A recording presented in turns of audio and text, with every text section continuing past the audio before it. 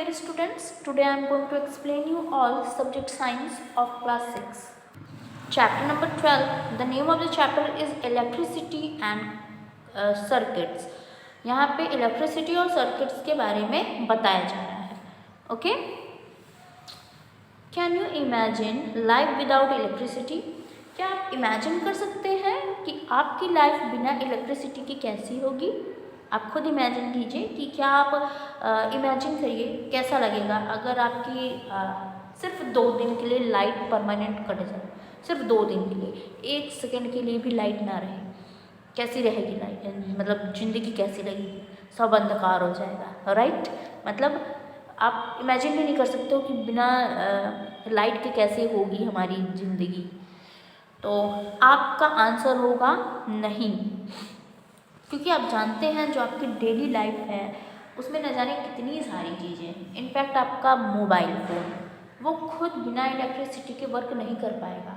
उसको कहीं ना कहीं इलेक्ट्रिसिटी चाहिए ना चार्ज होने के लिए.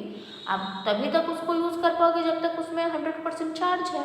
उसके बाद तो उसका चार्जिंग कम होगा ना. जैसे जैसे आप उसको यूज़ करोगे वैसे वैसे वो कम होता जाएगा. तो जब वो कम होगा फिर वो ख़त्म हो जाएगा तो आपको इलेक्ट्रिसिटी की ज़रूरत पड़ेगी. मतलब आपको हर एक चीज़ के लिए इलेक्ट्रिसिटी की बहुत ज़्यादा ज़रूरी है.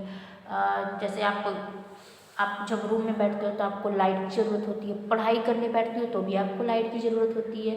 और अभी तो सब कुछ डिजिटल हो चुका है, आपको पढ़ाई भी ऑनलाइन करनी होती है तो उसके लिए भी आपको इलेक्ट्रिसिटी कहीं ना कहीं चाहिए, है ना. तो इस तरीके से हमारे लाइफ को एक तरीके से पूरी तरीके से चलाने के लिए सबसे बड़ा जो योगदान है वो किसका है? इलेक्ट्रिसिटी का. ठीक है, यहाँ पे कुछ पिक्चर्स हैं. देखिए कुछ पिक्चर्स हैं जो कि नॉर्मल एग्जांपल्स हैं जिसमें इलेक्ट्रिसिटी क्या चाहिए. इनके नाम आपको लिखने हैं तो आप लिखिएगा इनके नाम. आगे हम बात करते हैं इलेक्ट्रिक करंट की. इलेक्ट्रिक करंट क्या होता है? ठीक है, electric current is defined as the flow of charge, मतलब इलेक्ट्रॉन्स. मतलब इलेक्ट्रिक करंट क्या होता है? ये बताता है कि जो फ्लो ऑफ चार्ज है, इलेक्ट्रॉन्स का फ्लो जो है वो क्या है? वो है इलेक्ट्रिक करंट, है ना. जैसे आप क्या करते हो, किसी भी डिवाइस को अगर आप यूज़ करते हो, किसी भी इलेक्ट्रिकल सेल को यूज़ करते हो, बैटरीज को यूज़ करते हो, तो उसमें क्या होता है? आपको उसमें वो कुछ जनरेट करता है जो कि कहा जा सकता है मतलब कि वो इलेक्ट्रिक करंट को प्रोड्यूस करता है. आप देखिए कार वगैरह में जो बैटरी लगी हुई होती है वो भी क्या प्रोड्यूस करता है? इलेक्ट्रिकल एनर्जी प्रोड्यूस करता है, राइट. तो फिर वहाँ से क्या होता है? इलेक्ट्रिकल एनर्जी जब प्रोड्यूस होता है तो हमारी कार स्टार्ट हो जाती है. उसके बाद आप अंदर बैठ के अपना फ़ोन भी चार्ज कर लेते हो और आप गाने भी सुन लेते हो, रेडियो भी स्टार्ट हो जाता है. तो हुआ ना ये. आप ऐसा तो नहीं है ना घर से आप मीटर में से या फिर इलेक्ट्रिकल जो आपके यहाँ बोर्ड है उसमें से तार लगाया फिर उसके बाद गाड़ी में आपने लगा दिया और गाड़ी स्टार्ट हो गई. ऐसा नहीं है ना. तो ये सब क्या है? ये सब ऐसे सोर्स हैं जिससे कि आप क्या कर सकते हो? इलेक्ट्रिकल एनर्जी या फिर इलेक्ट्रिकल जो करंट है इसको फ्लो करा सकते हो. इसी तरीके से आपके यहाँ जो बल्ब हैं, बहुत सारी ऐसी चीज़ें हैं जिसके अंदर क्या होती हैं? फिलामेंट्स होती हैं. मतलब एक तरीके का एक सोर्स होता है जिससे इलेक्ट्रिकल एनर्जी को फ्लो किया जा सकता है. अब तार वगैरह है, देखिए तार क्या होता है? एक माध्यम ही तो है किसका? इलेक्ट्रिक फ्लो का. मतलब जो इलेक्ट्रिसिटी है उसका फ्लो का क्या है? एक माध्यम है. उसी में से क्या होता है? इलेक्ट्रिसिटी पास होती है.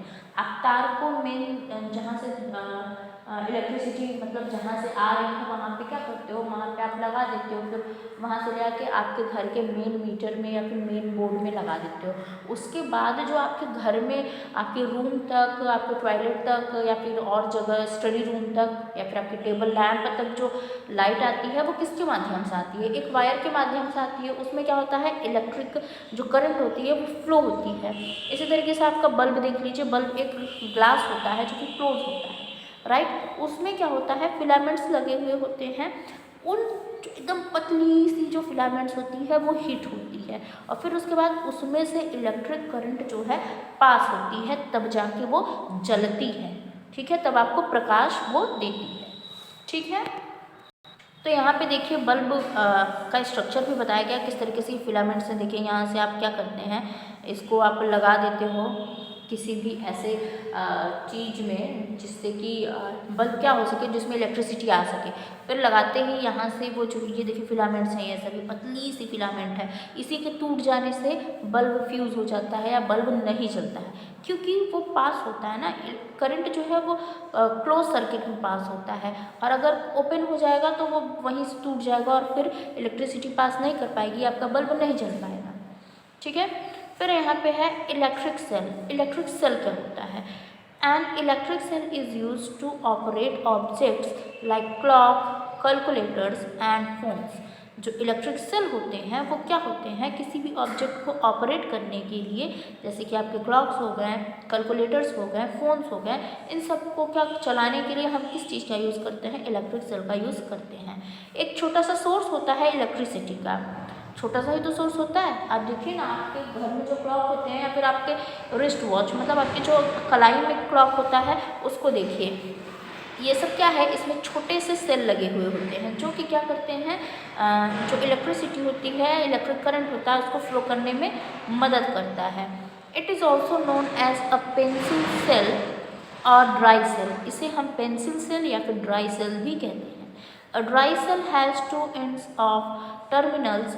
यहाँ पे बताया जा रहा है जो ड्राई सेल होता है उसके 2 टर्मिनल्स उसके एंड पे होते हैं, जो मतलब एक साइड जो कि स्मॉल सर्कुलर होता है और वो मेटल का होता है, मतलब मेटल कैप होता है, और उसी के अपोजिट में एक और मतलब एक और टर्मिनल होता है। तो एक होता है पॉजिटिव और एक होता है नेगेटिव मार्क। ठीक है। तो इसको लगाते ही हमारा कोई भी चीज़ जो कि बैटरी से चलने वाली होती है वो एक्टिव हो जाती है। ठीक है।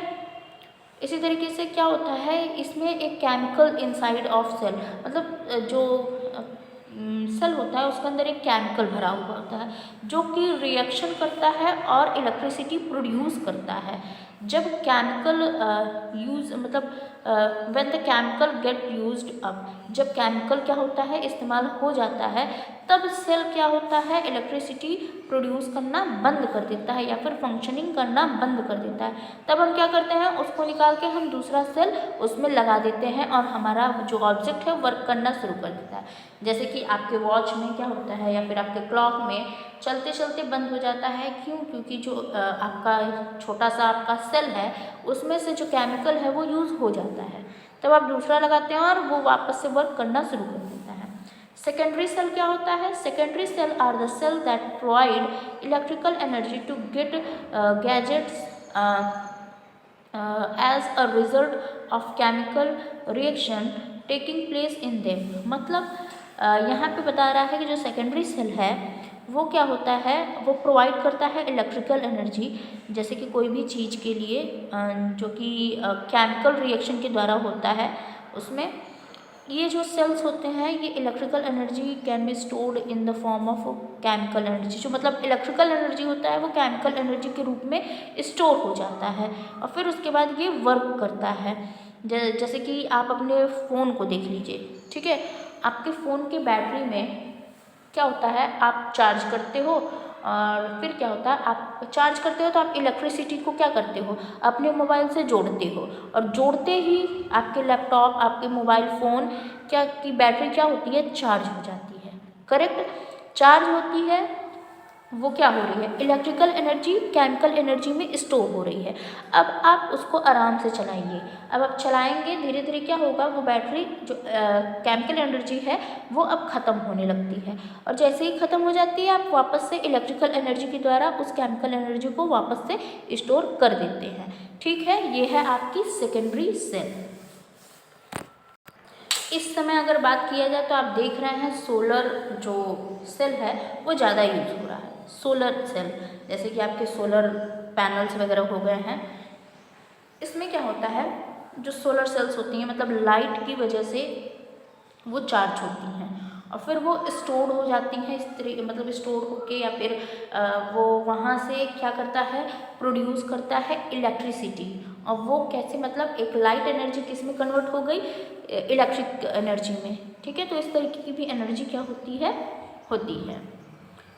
अब आगे बात करते हैं हम इलेक्ट्रिक सर्किट। इलेक्ट्रिक सर्किट क्या होता है, जब मतलब यहाँ बताया जा रहा है when we connect the two ends of a cell to a bulb using copper wire the bulb lights up. अगर हम दो कनेक्ट को मतलब दो वायर्स को या फिर दो इंड सेल को आपस में कनेक्ट करते हैं, एक बल्ब को जलाने के लिए एक कॉपर वायर को यूज़ करते हैं और उसके दोनों इंड को क्या करते हैं, मतलब जोड़ते हैं, तब जाके क्या होता है, बल्ब जलती है और उसी को क्या कहते हैं, क्लोज सर्किट कहते हैं। देखिए यहाँ पे हम फिगर में बहुत अच्छे समझ सकते हैं। एक क्लोज सर्किट तभी काम करेगा जब आप इसके इंड को और इसके इंड को जोड़ेंगे, तब जाके आपका बल्ब जलेगा। लेकिन ओपन सर्किट में क्या होता है, जैसे ही आप इसको मतलब खोल देंगे वैसे ही बल्ब मतलब जलना बंद हो जाएगा। इसी को कहते हैं एक क्लोज सर्किट और इसी को कहते हैं एक ओपन सर्किट। ठीक है, आगे देखते हैं अ स्विच।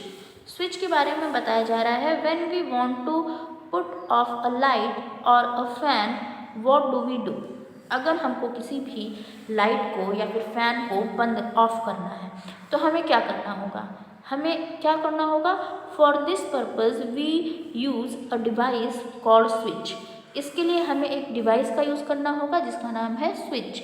स्विच क्या करते हैं, एक मतलब माध्यम है जिसकी वजह से हम कनेक्शन को तोड़ते हैं, राइट।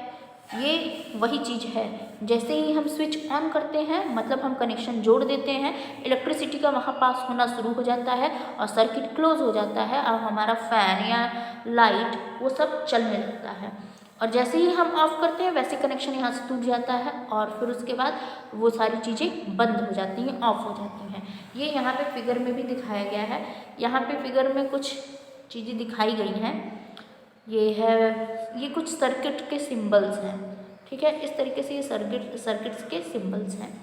बाकी यहाँ पे देखिए, यहाँ पे दिखाया गया है एक स्विच है जिसके क्या होते हैं, एक ऑन होता है और ऑफ होता है। जैसे ही हम इसे नीचे की तरफ पुश करते हैं वैसे ही ये ऑन हो जाता है, जैसे ऊपर की तरफ पुश करते हैं वैसे ही ये ऑफ हो जाता है, ठीक है। और हमारी चीज़ें बंद हो जाती हैं या फिर स्टार्ट हो जाती हैं।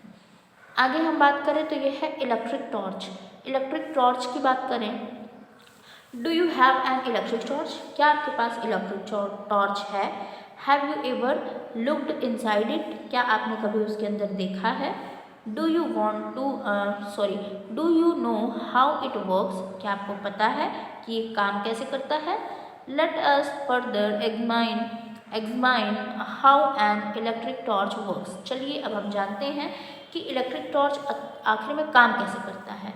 ये बहुत ही सिंपल वैसे होता है, नॉर्मल एक टॉर्च होता है, आप क्या करते हो, उसके स्विच को ऑन या ऑफ करते हो, लाइट जल जाती है मतलब टॉर्च एक्टिव हो जाता है, और जैसे ही ऑफ करते हो टॉर्च बंद हो जाता है।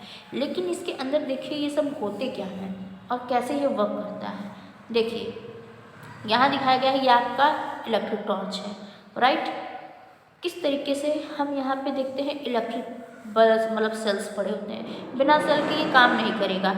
यहाँ पे दो सेल्स लगे हुए हैं, यहाँ पे स्विच हैं जो कि स्लाइड होते हैं, आप स्लाइड करते हैं, ठीक है। फिर उसके बाद ये जो ऊपर का कोटिंग है ये क्या है, एक प्लास्टिक का कैसिंग है, मतलब एक प्लास्टिक की बनी हुई आकार है। उसके बाद यहाँ पे आप ध्यान से देखेंगे तो कटोरे जैसा एक मतलब आकार लगा होगा जिसे कहते हैं रिफ्लेक्टर। ये क्या करता है, रिफ्लेक्टर है ये पूरी जो लाइट है इसको रिफ्लेक्ट करके सीधे माध्यम में डालता है। बीच में आप देखेंगे बल्ब लगा हुआ होता है और पीछे इसके ना एक मेटल की क्या होती है, स्प्रिंग लगी हुई होती है, जिससे आप जब ये लगाते हो आप ये बैटरी, वैसे ही आप पुश करते हो, फिर इसको भी पुश करते हो, फिर ये एडजस्ट हो जाते हैं और फिर आप अच्छे तरीके से क्या करते हो, बल्ब को स्टार्ट कर देते हो।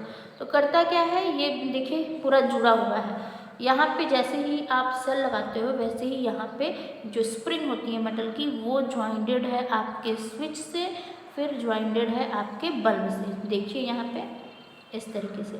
तो जैसे ही आप ये लगाते हो और स्विच ऑन करते हो वैसे ही ये करंट क्या होती है, मूव करने लगती है और मूव करके तुरंत बल्ब को जला देती है। जलाने के बाद ये रिफ्लेक्टर है, ये सारे जो इसके लाइट्स हैं उसको रिफ्लेक्ट करके सीधे में डाल मतलब सीधे आकार में उसको क्या करता है, लाइट को फेंकता है, ठीक है। तो इस तरीके से जो आपका बल्ब है वो वर्क करता है। अब बात करते हैं इलेक्ट्रिक बल्ब की। इलेक्ट्रिक बल्ब क्या है, the smallest device that use electricity to produce a light is called an electric bulb. मतलब जो एक छोटा सा डिवाइस होता है जिसे हम इलेक्ट्रिसिटी में यूज़ करते हैं और वो क्या होता है, हमें लाइट प्रोवाइड करता है, इसे क्या बोलते हैं, इलेक्ट्रिक बल्ब कहते हैं। जो बल्ब होता है उसके अंदर मतलब बहुत सारी चीज़ें होती हैं, जैसे there is a thin tungsten, पतली टंगस्टन होती है, वायर होता है और बहुत ही पतले पतले उसमें वायर ऐसे होते हैं जो कि लाइट जलने में मदद करती है। अब यहाँ बताया जा रहा है जो टंगस्टन है उसी को क्या बोलते हैं, फिलामेंट कहते हैं। पतली सी तार होती है जिसे फिलामेंट कहते हैं। फिर उसके बाद इसी तरीके से वो मतलब नीचे की तरफ एक मेटल से क्या होती है, जुड़ी हुई होती है। देखिए यहाँ पे देखिए एक फ्यूज़ इलेक्ट्रिक बल्ब कैसी होती है, उसका जो फिलामेंट होता है वो टूट जाता है। लेकिन जो एक इलेक्ट्रिक बल्ब होती है नॉर्मली देखिए यहाँ पे एक फिलामेंट से जुड़ा होता है, यहाँ पे भी एक इसी मेटल से जुड़ा हुआ है। फिर उसके बाद इस तरीके से यहाँ से जो इलेक्ट्रिसिटी है वो प्रोड्यूस मतलब एक तरीके से इससे लगती है और फिर ये तुरंत इलेक्ट्रिसिटी को पास करती है और ये इलेक्ट्रिसिटी इस तरीके से पास होती रहती है और लाइट जलती रहती है। ठीक है, आगे हम बात करते हैं कंडक्टर्स एंड इंसुलेटर्स। कंडक्टर्स क्या होते हैं, एकदम सीधा सा और सिंपल सा जवाब है। वो चीज़ें जो क्या करती हैं, अपने में से इलेक्ट्रिसिटी को पास करने देती हैं। ठीक है, वो क्या है, कंडक्टर्स हैं। और इंसुलेटर्स क्या होती हैं, इंसुलेटर्स वो होती हैं जो अपने में से इलेक्ट्रिसिटी को पास नहीं होने देती हैं। अब देखिए बहुत छोटा सा एग्जाम्पल और बहुत सिंपल सा एग्जाम्पल है आपके पास। आपने वायर देखा है ना, वायर आपके घरों में वायरिंग हुई होती है, उसमें देखिए आप लाइट रहती है तो इलेक्ट्रिसिटी पास होती रहती है, लेकिन ऊपर आप तार को पकड़ सकते हो। आप पकड़िएगा नहीं, ऐसा नहीं है कि कभी तार में कहीं कट हो और आप टच कर लो तो फिर ऐसा हो जाए, ऐसा मैं करने के लिए नहीं बोल रही हूँ आपको, ये थोड़ा सा रिस्की होता है, मैं आपको बता रही हूँ। तो यहाँ पे दोनों चीज़ आप देख लीजिए। अंदर देखिए, अंदर जो मौजूद है ये है कंडक्टर और उसके ऊपर जिस चीज़ की प्लेटिंग हुई है, कोटिंग हुई है, वो है इंसुलेटर। समझ में आया आपको? जो चीज़ इलेक्ट्रिसिटी को बड़े अच्छे से अपने में से जाने देती है उसे गुड कंडक्टर कहते हैं, और जो नहीं जाने देती है मतलब वो है इंसुलेटर या फिर वो बैड कंडक्टर है। समझ में आ गई ना बात? बहुत सिंपल से छोटी सी बात है, इसको बस ध्यान में रखिए, बाकी सब आपको क्लियर रहेगा। नेक्स्ट है यहाँ पे सेफ्टी प्रिकॉशंस। अब electricity can be dangerous if not handle properly.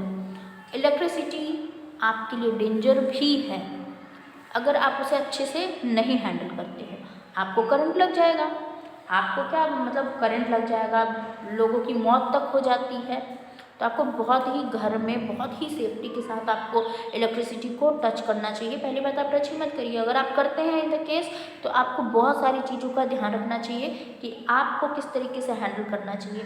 आपको अपने गीले हाथों से कभी भी तार को नहीं टच करना चाहिए, फर्स्ट थिंग। सेकेंड थिंग, अगर आप टच कर भी रहे हैं तो आपके पैरों में स्लीपर होने चाहिए, वो भी सूखे होने चाहिए। अगर आप पानी से टच हैं और आप इलेक्ट्रिसिटी को टच करने जा रहे हैं तो बिल्कुल मत करिएगा, आपको शॉक लग सकता है। हमेशा ध्यान रखिएगा, आप अपने पैरों में रबर की कोई भी स्लीपर डाल के ही इलेक्ट्रिसिटी को टच करिएगा। और अगर कहीं इन केस स्पार्किंग वगैरह होती है तो कभी भी उस पर पानी या फिर इलेक्ट्रिसिटी से आग लगती है तो उस पर पानी कभी मत डालिएगा, आप हट जाइए वहाँ से, क्योंकि इलेक्ट्रिसिटी बहुत खतरनाक होता है।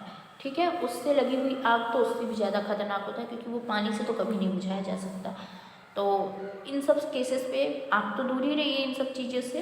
बाकी अगर आप बहुत सेफ्टी के साथ कोई चीज़ यूज़ करते हैं तो वो कभी आपके लिए डेंजर नहीं हो सकता है। और बस ये सारी चीज़ें थी आपके चैप्टर में। चलिए, चैप्टर ख़त्म हो चुका है, अब हम लोग एक्सरसाइजेज स्टार्ट करते हैं। Okay.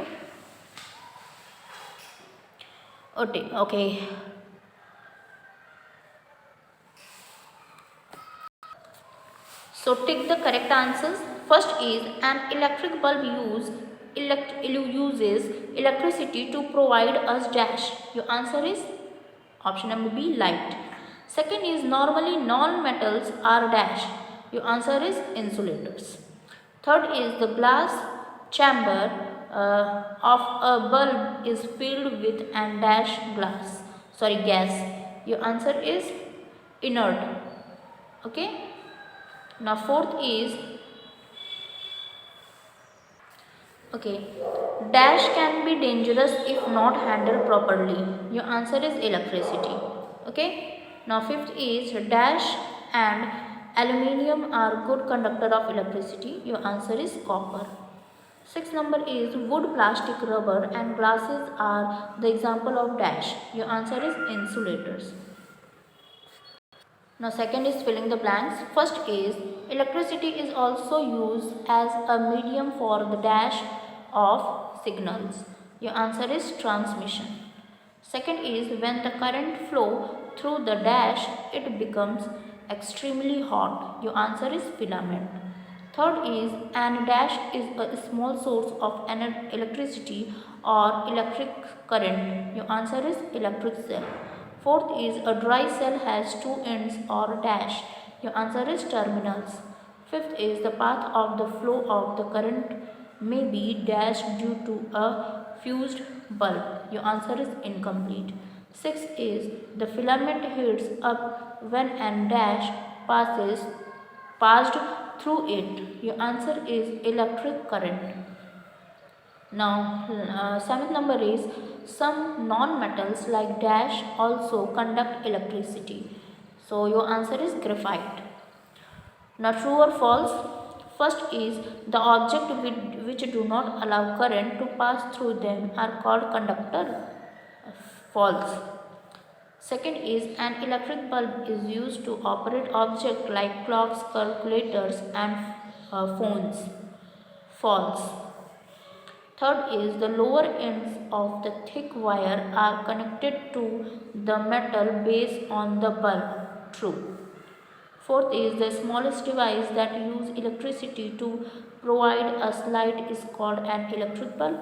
True. Fifth is, there is some metals like diamond which also conduct electricity. False. Sixth is, the path of the flow of the current may be incomplete due to a fused bulb. True. Seventh is, when the current flows through the filament, it becomes extremely cold. False. Now match the following. First is electric current, it will match in D. Second is electrical circuit, it will match in E. Third is electric torch, it will match in F. Fourth is electric bulb, it will match in B. Fifth is conductors, it will match in 5. Sixth is insulators, it will match in A. Okay. In this way your chapter is completed. You will get all the answers of the questions as your homework. That's all for today. Thank you so much.